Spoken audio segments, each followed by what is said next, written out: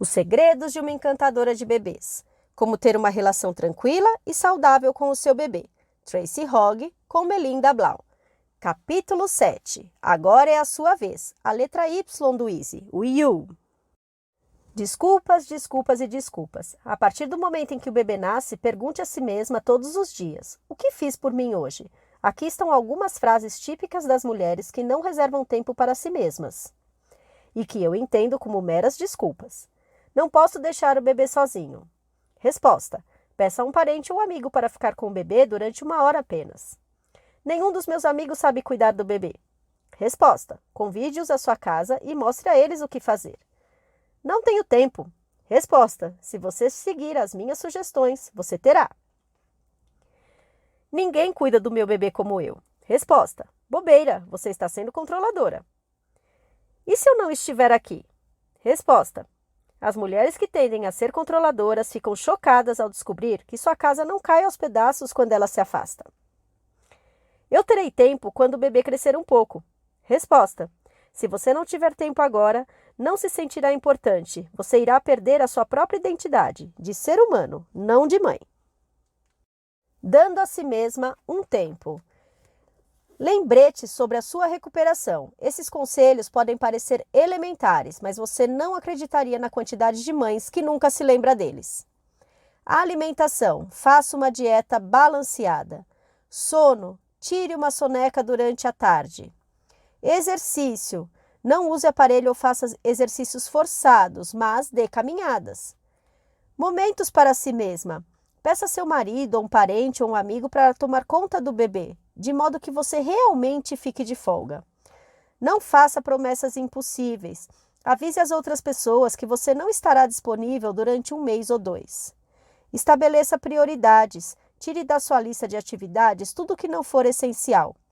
Planeje. Contrate uma babá, planeje os cardápios, faça a lista de compras para fazê-las apenas 1 vez por semana.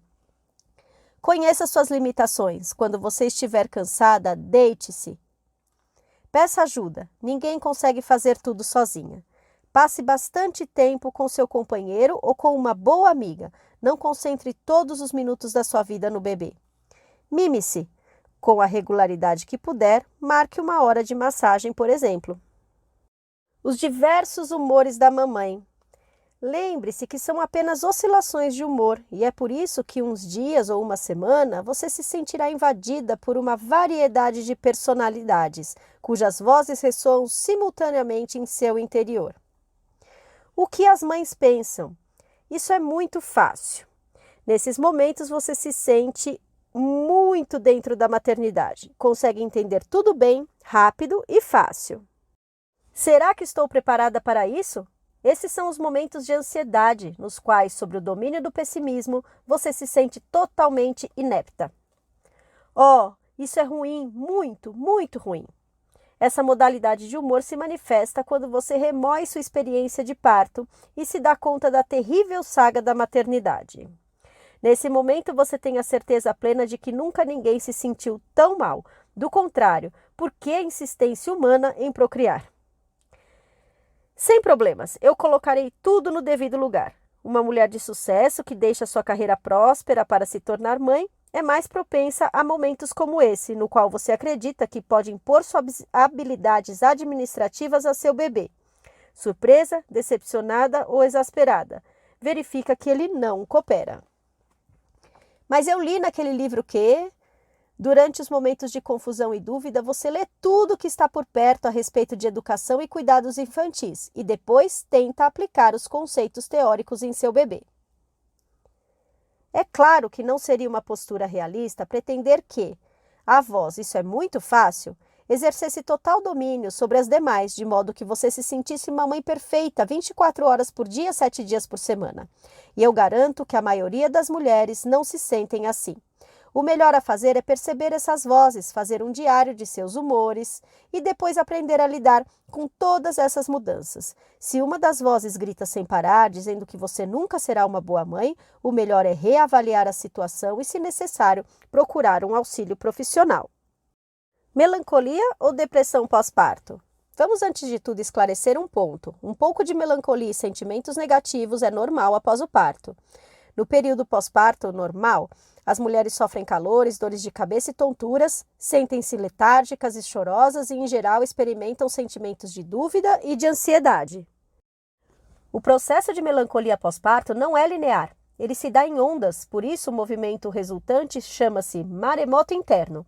Uma onda pode eliminar toda a sua sanidade e sensação de bem-estar por 1 hora ou por 2 dias, ou ainda provocar oscilações intensas durante 3 meses ou até 1 ano. Estima-se que entre 10 a 15% das mães tenham depressão pós-parto. 1 em cada 1000 chega a sofrer perda total de vínculo com a realidade, o que é conhecido como psicose pós-parto. Além das mudanças hormonais e do estresse decorrente da maternidade, os cientistas ainda não conhecem outros fatores que determinam a algumas mulheres o mergulho em uma depressão clínica e severa após o parto. Um fator de risco documentado é um histórico de desequilíbrio bioquímico. 1/3 das mulheres com histórico pregresso de depressão também apresentam o quadro após o parto. Metade das mulheres que sofrem de depressão após o primeiro parto apresentam novamente nos partos subsequentes. Se a sua melancolia pós-parto parece nunca terminar, ou se um dia ruim parece se estender indefinidamente, busque ajuda profissional. Não é nenhuma vergonha ter depressão, é um desequilíbrio bioquímico. E isso não significa que você não é ou não será boa mãe. Significa apenas que você tem uma doença como uma gripe. Você com certeza conseguirá auxílio médico e apoio de mulheres que já passaram por isso. A reação de papai. Os pais ficam meio esquecidos durante o período pós-parto, porque grande parte da atenção e da energia da casa é direcionada para a mãe e para o bebê. É natural que isso ocorra, mas os homens também são seres humanos. As pesquisas mostram que alguns deles chegam até a exibir sintomas de estresse e depressão nesse período. E quais são os sentimentos paternos despertados com a chegada do bebê? Pode deixar que eu faço isso. Às vezes, especialmente nas primeiras semanas, o pai está realmente disposto a ajudar. Isso não é trabalho meu. Essa é a reação esperada do perfil mais tradicional do pai, o pai que prefere uma abordagem mais distante. Oh, não, algo está errado. Este homem fica tenso e desajeitado na primeira vez em que segura o bebê. Olha só essa maravilha de bebê. Esse pai está inchado de orgulho. Ele não apenas quer que todo mundo veja o seu bebê troféu, mas também proclama aos 4 ventos seu próprio desempenho. Qual bebê? Como já mencionei, algumas mães entram em processo de negação quando o bebê chega. Bem, querida, os pais também apresentam a sua versão desse sentimento. Seja qual for a reação inicial, a maioria dos homens sofre profunda transformação, embora nem sempre de uma forma que agrade a esposa. E a relação do casal, como fica? Com a chegada do bebê, o casal já não está mais sozinho e a relação entre os parceiros também se altera, e a realidade raramente corresponde ao sonho. De qualquer modo, em quase todos os casos, são os problemas que já ocultavam sob a superfície que determinam o término da união do casal. Está aqui algumas reações mais comuns: nervosismo de iniciante, problema entre os gêneros, mudanças no estilo de vida e competição. Ele e ela. Em qualquer parceria com o pai e uma mãe, cada um deles tem uma perspectiva diferente. A mulher deseja que eu diga ao parceiro: quanta dor o parto causa, como ela está cansada, como a amamentação é opressiva, quanta dor a amamentação provoca, o que ela está chorando ou gritando por causa de seus hormônios e não por causa dele. O que ela não pode explicar porque está chorando. O homem deseja que eu diga à parceira que ela pare de criticar tudo o que ele faz, que o bebê não é feito de porcelana e não vai quebrar, que ele não está dando o melhor de si, que ele fica triste quando ela critica suas ideias sobre o bebê, que ele está se sentindo pressionado pela necessidade de sustentar a família e que ele também se sente deprimido e subjugado. Cuidados com o casal. Reservem um tempo só para vocês, uma caminhada de 1 hora fora, um passeio até a sorveteria. Planejem umas férias sem o filho, mesmo que no início não seja possível fazer isso.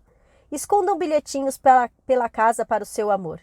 Deem presentes inesperados, enviem um ao outro cartas de amor e sempre sejam agradáveis e respeitem um o outro.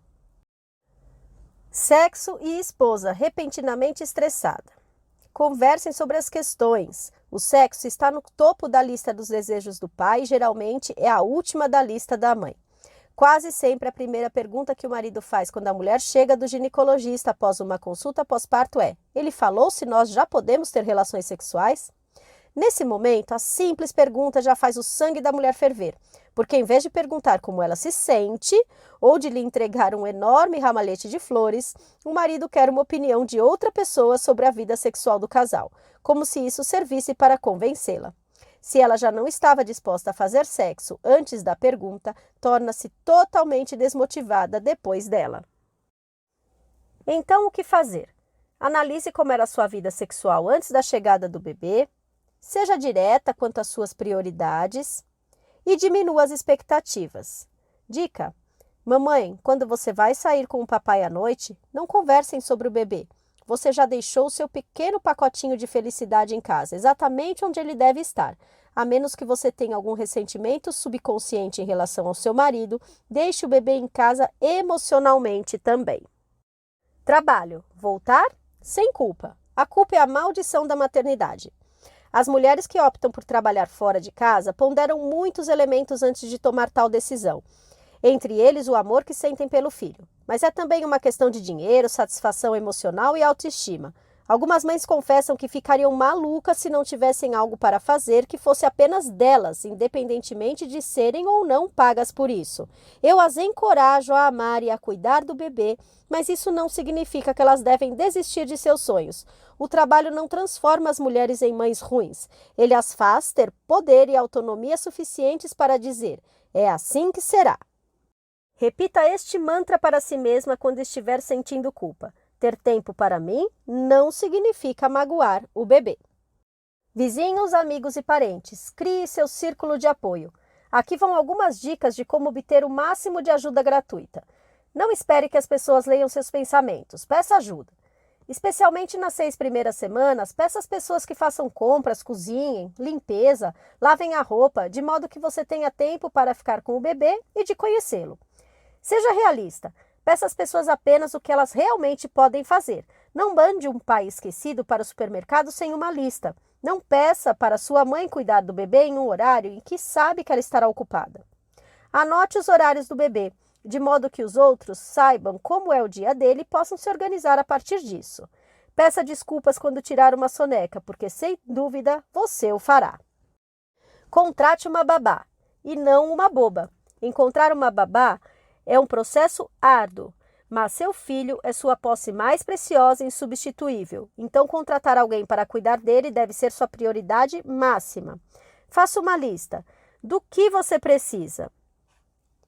Escreva uma lista com tudo que deseja que a babá faça. Assim terá clareza sobre suas reais necessidades e quando as possíveis babás forem entrevistadas, você poderá conversar sobre esses detalhes. Não apenas as tarefas referentes ao bebê e à casa, mas também o salário, os dias de folga, as restrições, as férias, os bônus e as horas extras. As agências podem ser úteis ou não. Existem agências de boa reputação, mas geralmente cobram uma taxa de 25% do salário anual da babá. Preste muita atenção durante a entrevista. Descubra o que a babá procura nesse emprego. Os desejos dela condizem com a sua solicitação? Se pergunte, ela é a pessoa certa para você? A química entre a mãe e a babá é importante. Verifique você mesma as referências da babá. Peça a cada candidata para dar no mínimo 4 referências de empregos anteriores. Conheça a casa dela. Quando você já tiver reduzido o número de candidatas, faça uma visita à casa da sua preferida.